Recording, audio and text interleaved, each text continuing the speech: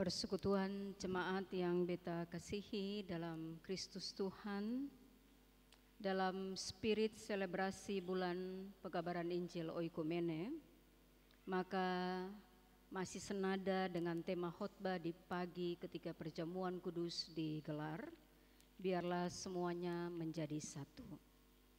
Bapak Ibu, tema ini memberikan ajakan kepada kita semua untuk mari kita berdiam bersama dalam rumah bersama kita, yakni oikos, untuk menjaga dan merawat persekutuan dan kesatuan. Mengapa? Karena persekutuan dan kesatuan itu adalah identitas atau ciri penanda dari sebuah gereja.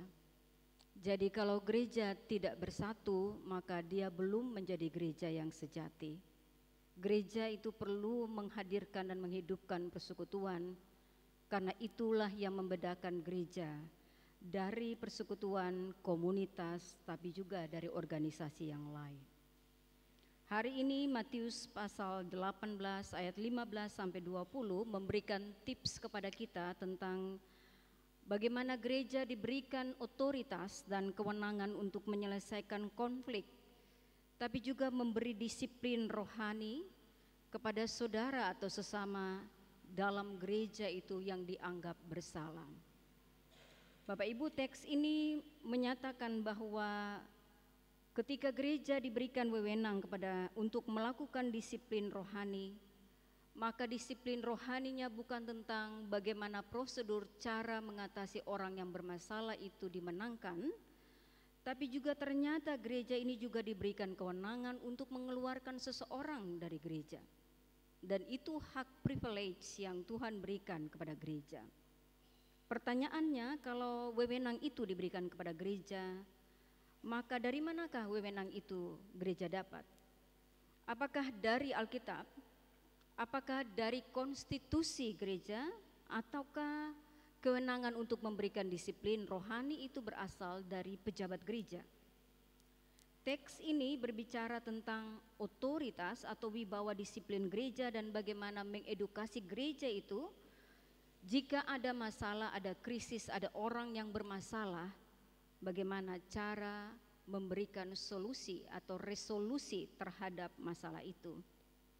Bapak Ibu, kita mau bagi beberapa hal tentang edukasi itu kepada kita sekalian. Ada 4 pesan yang mau kita bagi. Yang pertama, Bapak Ibu, bahwa ternyata gereja melalui teks ini diberikan otoritas untuk melakukan 2 hal. Yakni pertama, penyelesaian konflik, tapi yang kedua bukan hanya menyelesaikan konflik, merangkul orang dalam sebuah persekutuan. Bahwa kalau ada di antara kita yang melakukan masalah, apakah orang itu dijadikan sebagai musuh gereja ini? Ataukah dengan cepat-cepat gereja mengambil langkah untuk mengeksklud dan mengeluarkan orang itu dari gereja?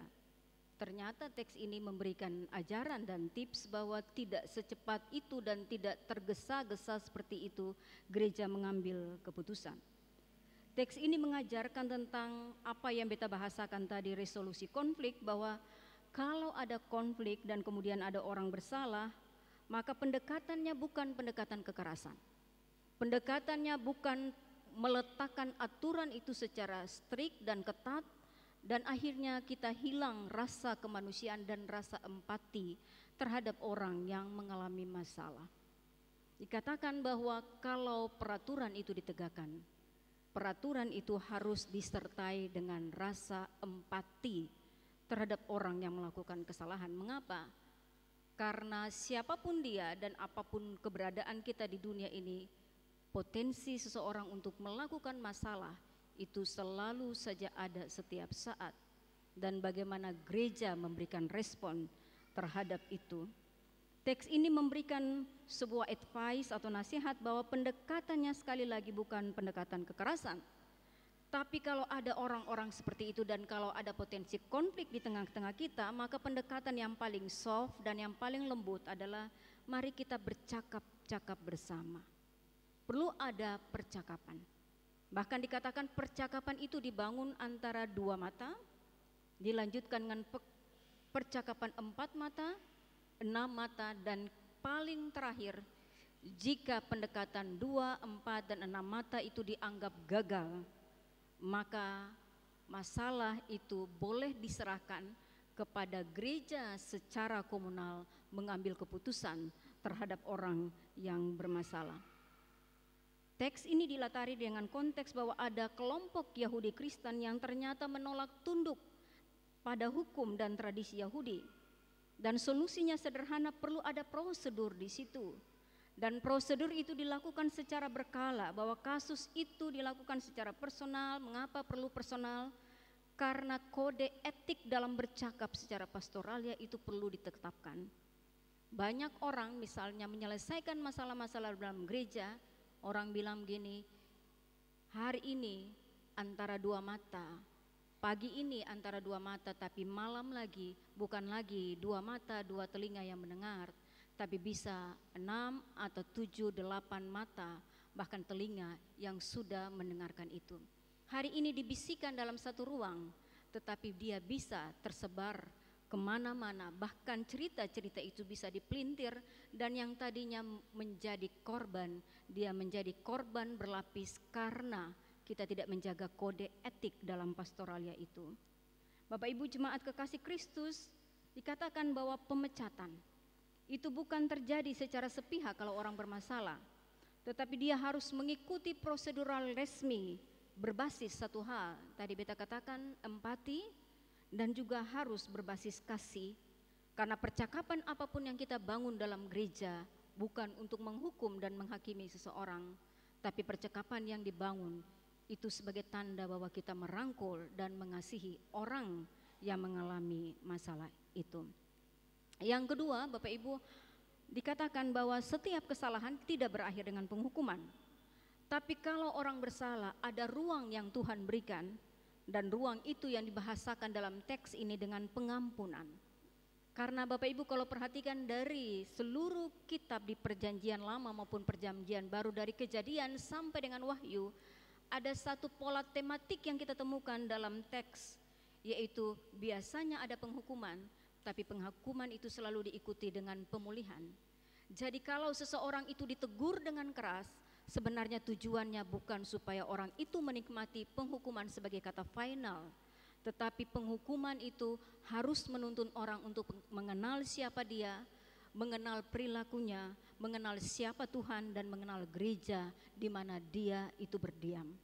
Karena setiap disiplin apapun ditetapkan oleh gereja harus punya benefit. Apa benefitnya? Yakni membawa orang itu kembali lagi pada jalan yang benar.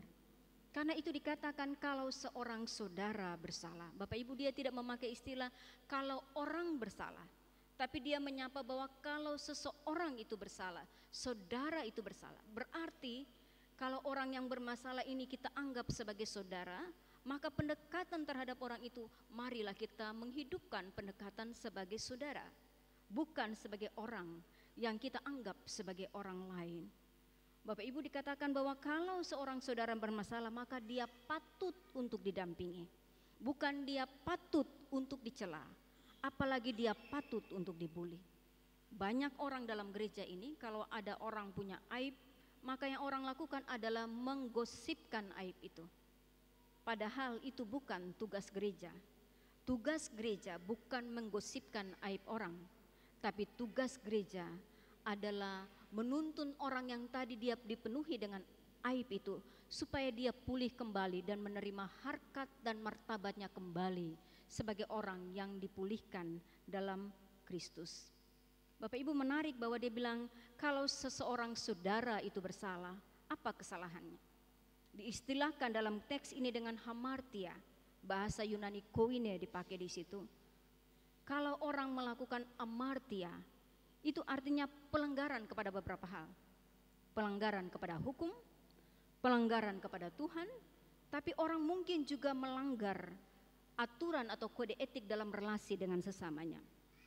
Dan dikatakan bahwa jika orang melakukan pelanggaran tetap kepada sesamanya dengan berselisih antar atau inter pribadi dan kelompok, maka itu perlu diproses dalam dialog. Dalam konsep Matius dikatakan bahwa kalau seseorang menolak untuk berdamai, maka orang itu dianggap sebagai pendosa dan melakukan dosa. Jadi kalau ketong bicara dengan orang itu dan dia tetap tegar tengkuk dan dia tidak mau ada dalam damai bersama, maka tanpa sadar orang itu sementara menciptakan dosa bagi dirinya sendiri, tapi juga menciptakan dosa bagi orang lain. Dan karena itu teks ini mengatakan bahwa orang-orang seperti ini perlu di-treat secara khusus, perlu diperlakukan secara khusus. Dia harus mengikuti prosedur, dan kalau dia mengikuti prosedur itu, maka ujung daripada prosedur itu adalah kita bisa melihat apakah keputusan final dia tetap dihukum atau justru kita membuka ruang pengampunan setiap kali dan setiap saat kepada dia.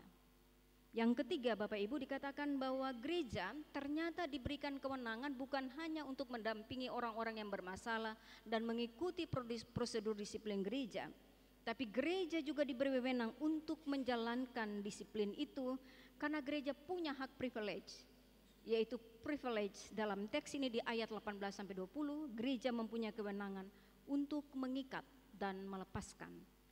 Dalam teks mengatakan bahwa apa yang diikat di bumi itu terikat di sorga, apa yang dilepaskan di bumi itu terlepas di sorga. Itu hak privilege yang Tuhan berikan kepada gereja.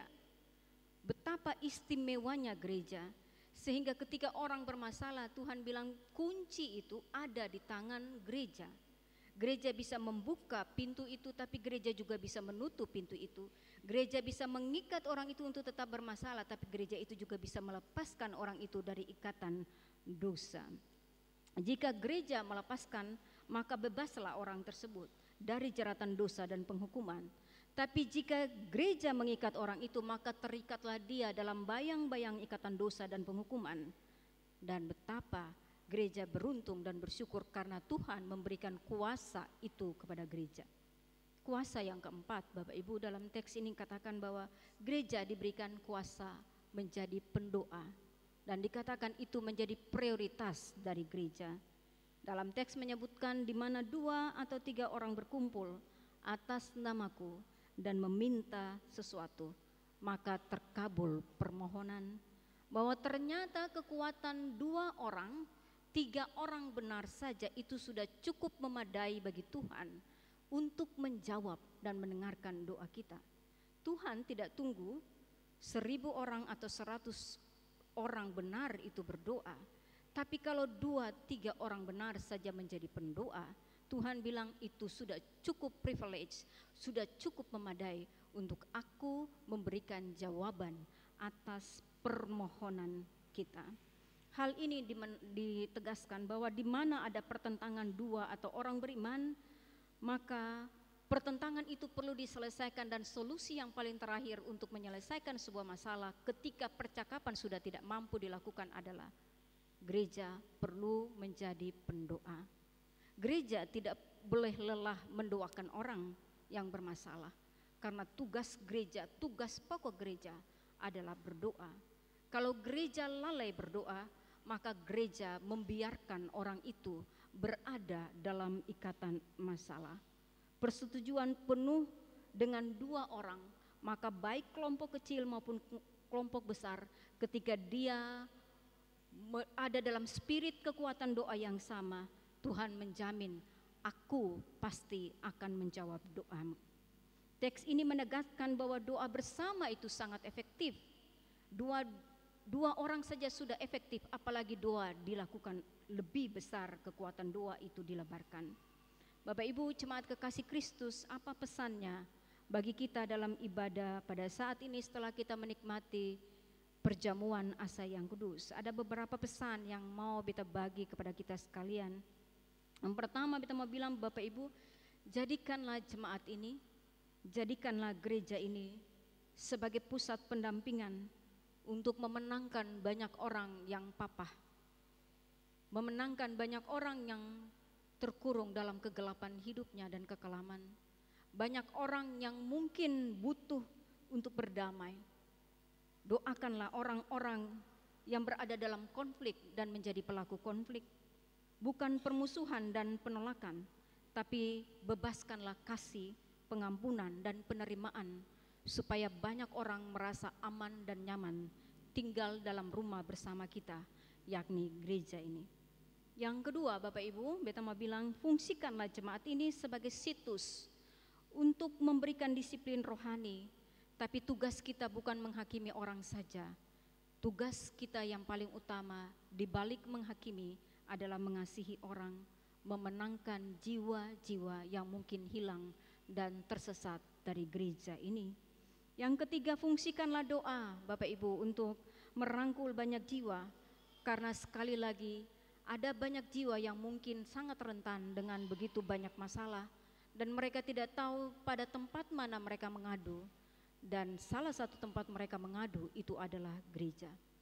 Beta mau mengakhiri khotbah ini dengan menggunakan satu konsep sikap merangkul atau attitude merangkul yang disampaikan, gestur merangkul yang disampaikan oleh Miroslav Volf.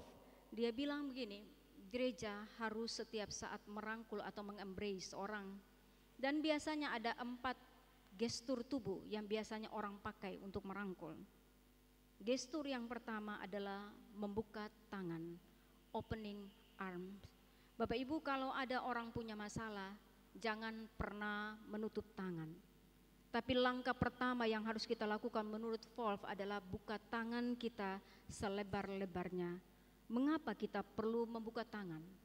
Karena membuka tangan itu adalah gestur tubuh yang menandakan ada undangan di situ, bahwa kita terbuka menjangkau orang lain. Bukan hanya soal saya, dan saya, bukan hanya soal saya membela ego saya, membela prestise saya. Tapi kalau di mana ada saya, di situ juga mesti ada orang lain.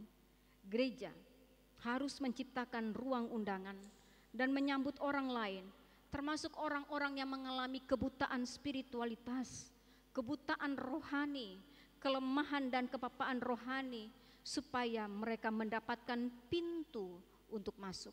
Dan pintu masuk bagi orang-orang seperti itu adalah ketika kita bersedia membuka tangan kita. Yang kedua, Paul bilang kalau ketong sudah buka tangan, opening arm, tugas yang kedua adalah menunggu, waiting. Bapak Ibu, kalau sudah buka pintu lalu kasih orang masuk, katong perlu memberi ruang menunggu. Mengapa menunggu? Karena menunggu itu pertanda bahwa kita memberi waktu untuk diri kita, tapi kita memberikan waktu juga untuk orang yang diundang itu masuk dalam ruang kita.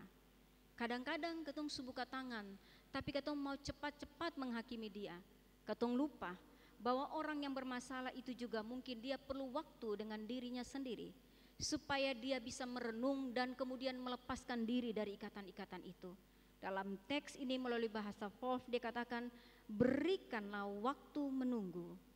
Kalau katong naik pesawat, biasanya katong ruang waiting room itu ada, maka menurut beta itu untuk orang landing dan juga take off. Sama juga dengan hidup manusia. Hidup manusia itu bisa landing dan dia bisa take off, tapi Tuhan bilang perlu ada waktu untuk menunggu. Proses menunggu itu waktu yang berkualitas untuk kita menemukan siapa kita, menemukan siapa Tuhan, dan juga memahami siapa orang lain. Gestur yang ketiga, Paul bilang kita harus merangkul, closing arm. Merangkul itu berarti sikap hati yang benar dari kedua pihak, dari orang yang diundang dan kita yang mengundang, itu harus saling merangkul, saling memberi, take and give. Dalam gereja ini, untuk orang lain, kalau kita memberi kepada orang lain, jangan lupa juga menerima. Kalau kita menerima, jangan lupa untuk juga memberi. Dan yang paling terakhir, dari teks ini dikatakan kalau sudah closing arm atau menutup tangan, sikap yang keempat adalah mari kita membuka tangan kembali, opening arms again. Jadi kalau ketong suruh rangkul orang, jangan hanya merangkul satu orang, karena sebenarnya kita perlu memberikan begitu banyak rangkulan kepada banyak orang lain. Karena kalau ketong merangkul hanya satu orang, kasihan sekali hanya satu orang itu diselamatkan. Jangan lupa untuk membuka tangan kembali, karena kita perlu memperluas undangan dan penerimaan kepada orang yang lain. Satu rangkulan diperluas kepada rangkulan yang lain. Selamat bersatu, selamat merangkul, selamat memenangkan jiwa, dan selamat untuk menyelesaikan konflik-konflik dalam kehidupan kita. Tuhan memberkati kita sekalian.